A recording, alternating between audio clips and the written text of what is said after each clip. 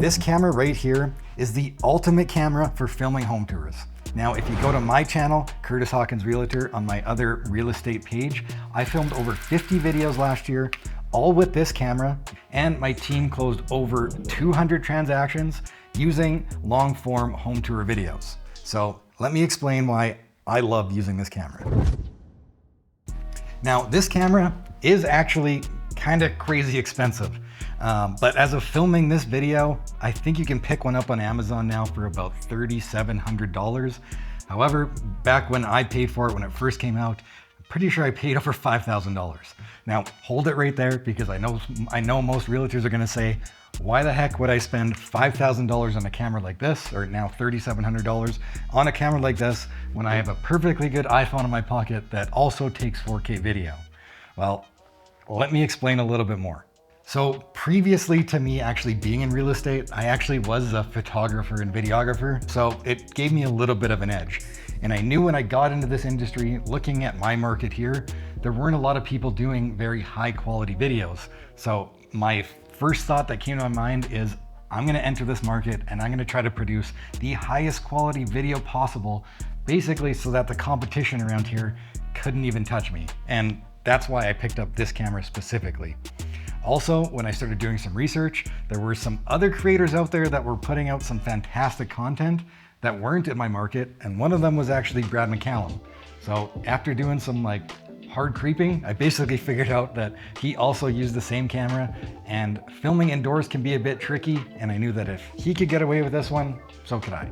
Now, as I mentioned, I did have a photography and video background before this, and I actually used to film most of my content on the Sony a7 IV, which is a fantastic camera. It shoots very high quality photos and actually some pretty amazing video as well. So it was more of a hybrid camera. However, what this camera had that the Sony a7 IV didn't have was pretty minor, and that's that this one had 422 10-bit, which is a little bit technical, but it basically means that you can collect more information of all the colors, and it gives you a little bit more flexibility when you're editing. And this also shoots 4K 120, which means you can slow it down pretty dramatically and get that really cool slow motion effect. Whereas the a7 IV only did 4K 60, which is honestly similar to an iPhone. So after doing a bunch of research and just getting my license, I bit the bullet and actually picked up this camera. Now, you might be thinking again, as I kind of mentioned previously, that as a realtor, you're probably thinking that $4,000 for marketing and just a camera, not even putting in any content, seems crazy. However, I knew that this investment was going to be worth it, knowing what I knew already about the specs, and that there was another creator out there that was also really successful with it. Speaking of Brad McCallum, if you go over to his other channel called Brand It Like Brad, where he does kind of similar videos to this, he has a video up there that made a pretty good point about investing into equipment like this. And that's that $4,000, spending that money on a billboard or something can get you a certain number of impressions, or even if you spend that on Facebook marketing or any type of marketing, $4,000 is only gonna run you a finite amount of time. Whereas if you invested $4,000 in a camera like this and use it to make content on YouTube, those videos are going on there and are gonna be viewed thousands of times over and over and over again every single day. So when I'm talking about $4,000 in this, converting that to 4,000 subscribers on my main channel, the ROI on something like this is gonna outpace any other sort of marketing that's currently out there today. However, this camera, like I've mentioned before, is very technical and can be a big time suck to get to learn to know how to use this. Honestly, you can't just turn it on like your iPhone and be ready to film. But if you do invest not only your money, but even more time learning how to use this, I can tell you it's gonna pay off tenfold. So quickly, just a little bit more about this camera and why I chose it, apart from it having the best quality that's out there currently. When Sony first came out with this, they've come a long way since, but when they first came out with this, I think this was like the second camera, if not the first, to actually have a fully articulating screen like this, which Seems like a no-brainer. I mean, why wouldn't you want to have a camera if you're filming yourself this way and vlogging with a flippy screen? But before, they only used to have one that was on the side. So whenever you're investing in a camera, even if it's not this one, just make sure it has one of these little flippy screens. I know it sounds like kind of small and ridiculous, but honestly, it's much needed. The other thing that this camera is really good for is filming in low light. And if you've ever filmed in a house before, you'll know that the lighting conditions just aren't always ideal. So there's always actually, when you're looking at a window, the light that's coming in is actually more of a blue light, and the lights inside of a house, like you see behind me, are more orange. And typically when you're filming with a lower quality camera especially, it's gonna be really hard to adjust the lighting in the house to make it look natural and how you actually see it with your eyes. You're probably gonna see that it's gonna be really orange inside and really blue outside, and all the colors are gonna look off. With this camera specifically, because I mentioned it has that 422 10-bit, you have a little bit more flexibility to play with all those colors as well. Again, I'm talking about low light. With, again, lower quality cameras, you're gonna see that the image gets really fuzzy and it loses a lot of detail. Whereas with this camera, it's gonna stay really sharp in almost any lighting condition. And the fact that this actually has like a dual level base ISO, and if you're not familiar with ISO, don't worry about it too much. Just know that when you're filming with this camera inside and out, it's gonna perform fantastic. But this camera is also more than just a video camera. It does have only 12 megapixels when it comes to taking photos.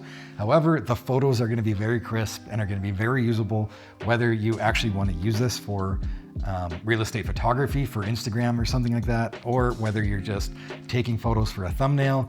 This camera will outperform like 90% of them out there, even though the megapixels are much smaller, especially when comparing it to that A7 IV that I was talking about earlier. That was a 48 megapixel camera, but honestly, for most people, if I put them side by side, you're not gonna be able to tell the difference anyway.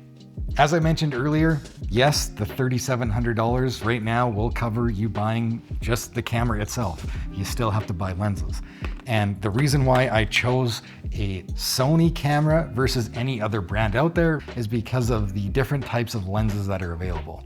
So every camera company makes their own lenses. So Sony has the G Master lenses, and Canon has the Canon lenses, whatever they're called, and they're very freaking expensive. Like one G Master lens is like minimum $1,500 all the way up to $3,000. And after you've just spent $4,000 on a camera body, you're probably not too eager to spend another $3,000 on a camera lens. However, with Sony, there's a bunch of third-party lenses that have made lenses that fit the E-mount, which is Sony's mount. And by having that flexibility out there, lots of these third-party lenses are gonna be much cheaper and more affordable, but they're honestly just as good, probably not as good as a G Master lens when you really get nitpicky with it. But for the most part, they're gonna perform just fine, and it's gonna save you a ton of money. So by going with Sony, you're gonna have a lot more options when it comes to lenses later on in the future. However, at the end of the day, it actually doesn't matter what type of camera you're using. It could be a $4,000 Sony camera, or it could be an iPhone.